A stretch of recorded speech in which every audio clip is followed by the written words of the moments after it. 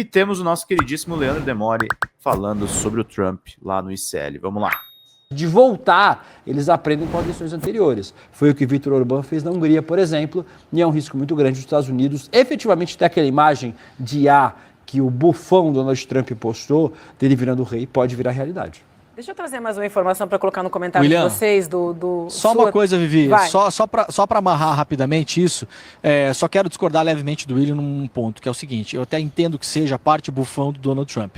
Só que na política, nos últimos anos, a gente começou a desvalorizar o teatro, a hipocrisia e a mentira. E elas são necessárias, gente, para fazer política de verdade, né? Eu não estou falando de grandes mentiras, de grandes teatros e de grandes hipocrisias, mas um nível de cera em cima da história, você tem que ter. Você pode imaginar que aqui dentro do STF, no Congresso, no Planalto, existam brigas políticas que acontecem o tempo todo e muitas vezes muito violentas, de pessoas que chegam a um determinado ponto da vida que passam de fato a se odiar.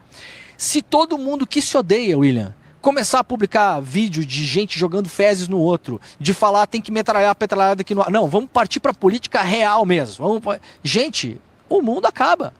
Quando o Bolsonaro falou, vamos metralhar a petralhada aqui no Acre, ele interfere na cabeça daquela pessoa que já não está muito legal para entrar no aniversário de um cara em Foz do Iguaçu e fuzilar o cara no meio do aniversário, porque o cara tinha uma toalha com a cara do Lula pendurada lá. Eu sei que você não está diminuindo isso, William, só quis fazer aqui uma costura, porque eu acho que isso que o Trump fez é muito sério.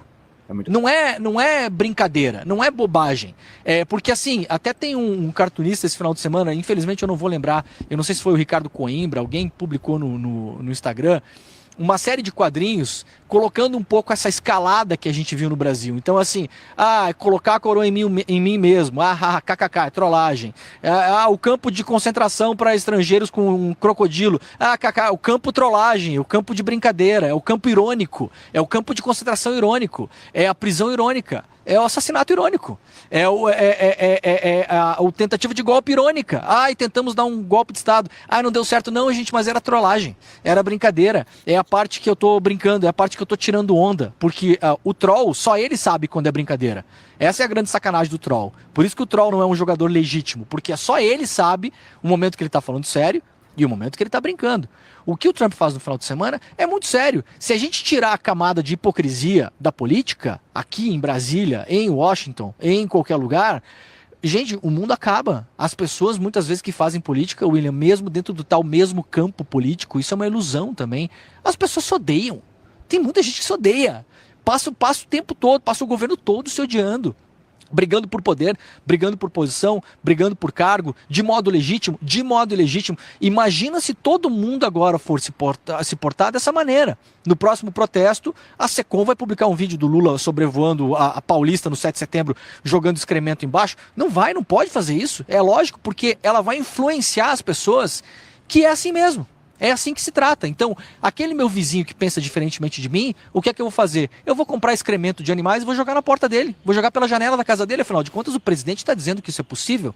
No Brasil, o presidente dizia que era possível fuzilar a petralhada, e aí a pessoa foi lá e fuzilou mesmo. Foi lá e matou mesmo, matou o Moa do Catendê, matou o tesoureiro do PT lá em Foz do Iguaçu. Então a gente tem que só fazer essa amarração, William. Eu sei que não é isso que você não está diminuindo a história, mas eu considero muito grave esses atos simbólicos, principalmente em tom de trollagem, de brincadeira, de ironia, de kkk, porque esse é o escudo que eles usam para fazer coisa séria, dizendo que estavam só brincando. Não, muito bom, Demore. Eu quero ouvir o César agora, mas queria juntar também um outro tema importante que aconteceu lá nos Estados Unidos na semana passada, que tem a ver com isso também, que foram os jornalistas, né, dezenas de jornalistas que faziam a cobertura do Pentágono, que se recusaram a submeter às restrições que foram as novas restrições impostas pelo governo Trump. Então a gente fala de manifestação, antes a gente tem esse grupo, estou falando de jornalistas da CNN, da Reuters, do New York Times e até mesmo da Fox, que tradicionalmente apoia Donald Trump. Então isso foi na semana passada, eles que faziam essa cobertura da imprensa no Pentágono. alguns meses. Quero lembrar a nossa audiência que a gente trouxe, inclusive, aqui uma organização que estava sendo feita a partir da Argentina, com participação dos países da América Latina, com um direcionamento de Washington para criar uma espécie de organismo internacional na América Latina para combate ao terrorismo. Você vai lembrar disso, Vivi, que a gente falou aqui um tempo atrás, né? Faz uns 2 ou 3 meses, eu acho.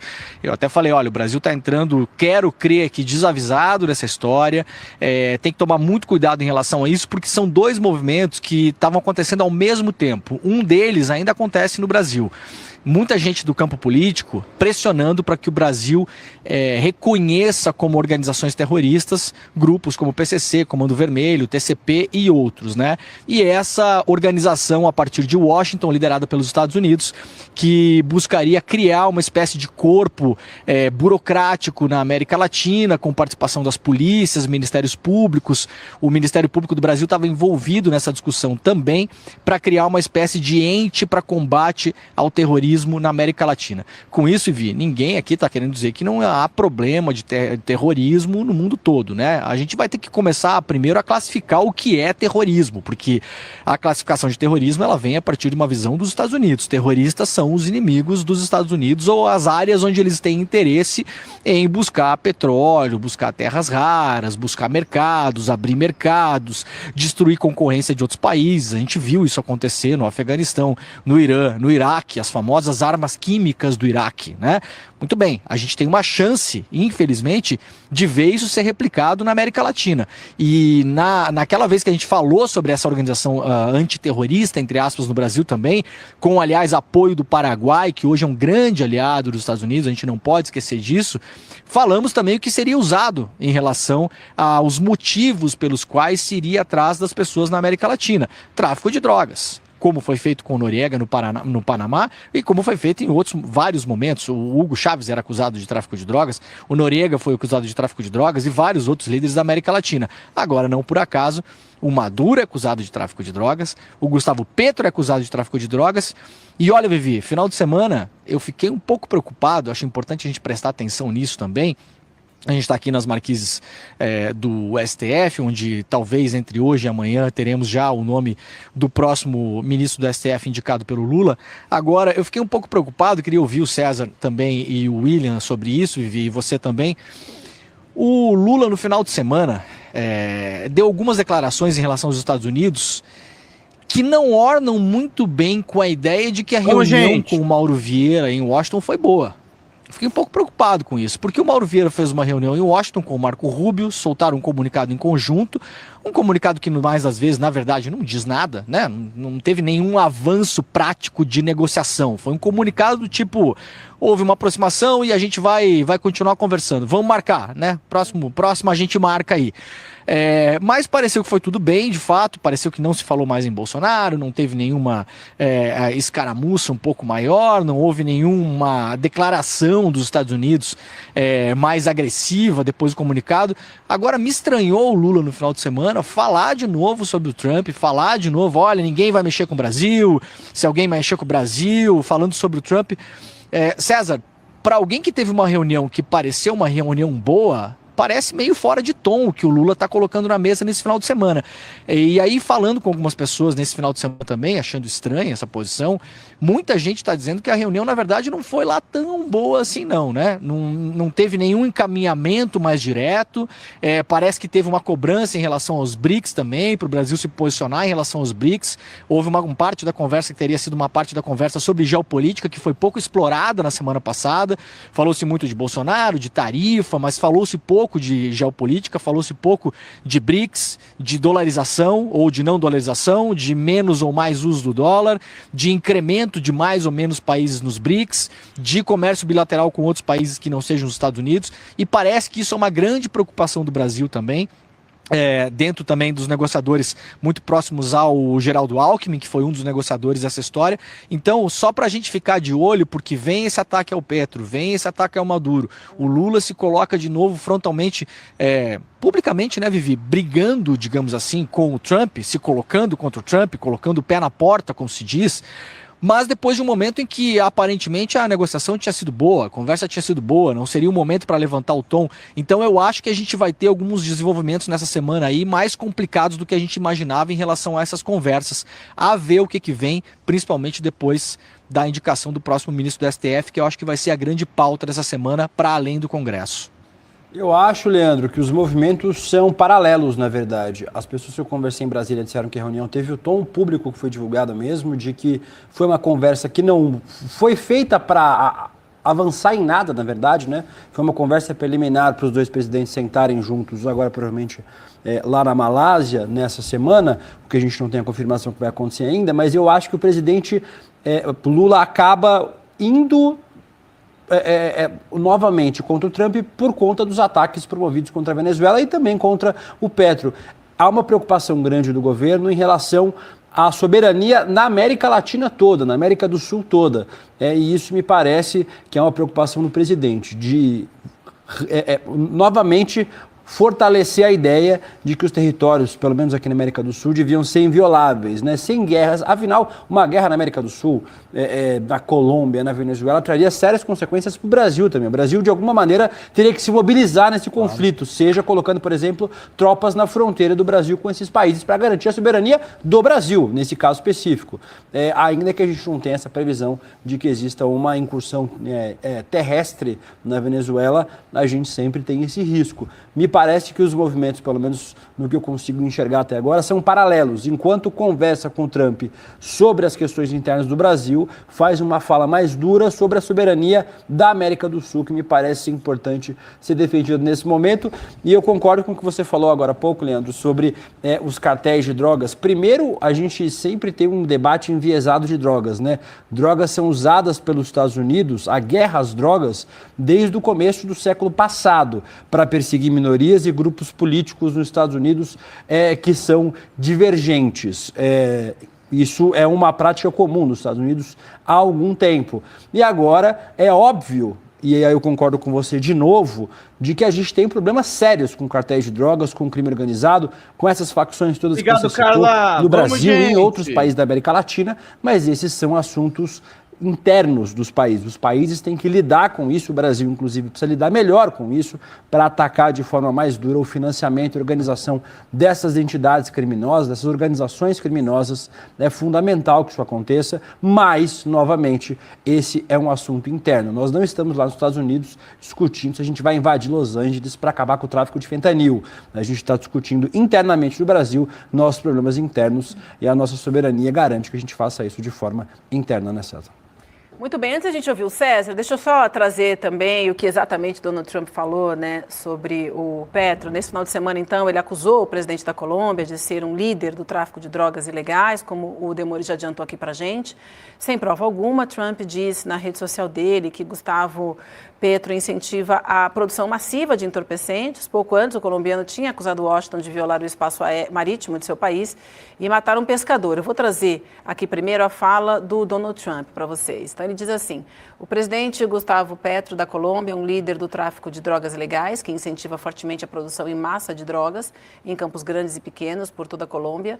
Tornou-se, de longe, o maior negócio da Colômbia e Petro não faz nada para impedi-lo, apesar dos pagamentos e subsídios em larga escala dos Estados Unidos, que nada mais são do que um roubo a longo prazo na América. César, segura mais um pouquinho porque eu tenho a resposta do Petro, quero trazer aqui também para a nossa audiência e a gente vai ouvir a análise do César, então. Aí o Gustavo Petro, no X, né, diz: senhor Trump, jamais a Colômbia foi grosseira com os Estados Unidos, pelo contrário, sempre apreciou muito sua cultura. Mas o senhor é grosseiro e ignorante com a Colômbia. Leia como se já tivesse feito o responsável pelos negócios em seu nome da Colômbia, 100 anos de solidão, e asseguro-lhe que aprenderá algo sobre a solidão. Aliás, devia ler mesmo esse livro. Imagina, eu não vejo o Donald Trump lendo 100 anos de solidão. Enfim, eu não faço negócios como o senhor, eu sou socialista, acredito na ajuda e no bem comum e nos bens comuns da humanidade, o maior de todos, a vida colocada em perigo pelo seu petróleo. Se eu não sou negociante, muito menos narcotraficante, em meu coração não há cobiça. Nunca consegui entender a cobiça. O mafioso é um ser humano que condena o melhor do capitalismo, a cobiça, e eu sou o oposto. Um amante da vida e, portanto, um guerrilheiro milenar da vida. A cobiça foge de nós, porque a vida é mais poderosa. César? Falar em Gabriel Garcia Marques com o Trump é literalmente jogar pérola aos porcos. Literalmente, Demore. O cara ele não vai ter a menor condição de entender absolutamente nada e é uma riqueza literária desperdiçada, mas que nessa ocasião faz sentido porque o Petro tem dado respostas assim, com um tom de poesia, com um tom de profundidade. Vocês lembram, Demore, naquele primeiro embate, acho que isso deve fazer o quê? 4, 6 meses, alguma coisa assim, ele deu uma resposta muito profunda com um tom muito poético. Agora, tem uma questão que você observou muitíssimo bem, Demore, que cria um pouco de um paradoxo para a diplomacia brasileira, Vivian. Por quê? Porque o Brasil está empenhado em desarmar o que o bolsonarismo vem fazendo no sentido de se deixar instrumentalizar pelos Estados Unidos para um ataque contra o próprio Brasil. Fala pessoal da Folha Democrata, que é Pedro Zambarda, editor do canal, falar um pouquinho a respeito da necessidade de vocês financiarem a Folha Democrata, gente. A Folha Democrata é financiada através de um Pix chamado Folha Democrata, é o endereço do Pix, né? folhademocrata@gmail.com. Nós precisamos do nosso jornalismo financiado por vocês que são do nosso público, porque nós passamos vários perrengues aqui com o YouTube, vocês sabem muito bem. E mesmo assim, graças a essa comunidade muito unida, a gente conseguiu fazer lives históricas, acompanhar praticamente ao vivo a campanha do Guilherme Boulos, trazer informações exclusivas a respeito de Gustavo Gayer, de Olavo de Carvalho, de todos os bolsonaristas, combater as fake news e tudo o que a gente acompanha. Por R$80 no nosso Pix você ganha um curso de roteiro para série, o que é muito importante se você é artista, roteirista, se você lida com essas práticas da economia criativa. Outra forma de você colaborar também é se tornando membro aqui do nosso canal. Isso é muito importante para você fazer as suas atividades por aqui, porque você tem acesso a vídeos exclusivos e nós temos um curso de jornalismo básico para você poder acompanhar a partir de R$5, que é ministrado por mim. A gente tem aí quase uma dezena de aulas e muito conteúdo para você poder acompanhar. Meus caros, minhas caras, financiem o jornalismo independente, financiem o jornalismo que se posiciona à esquerda, financiem o jornalismo na internet, que traz informações confiáveis, checadas, que cruza informações e que trata você, que é o nosso público, de uma maneira muito séria. Vida longa e próspera, gente. Cuidem dos seus. Até mais. Tchau, tchau.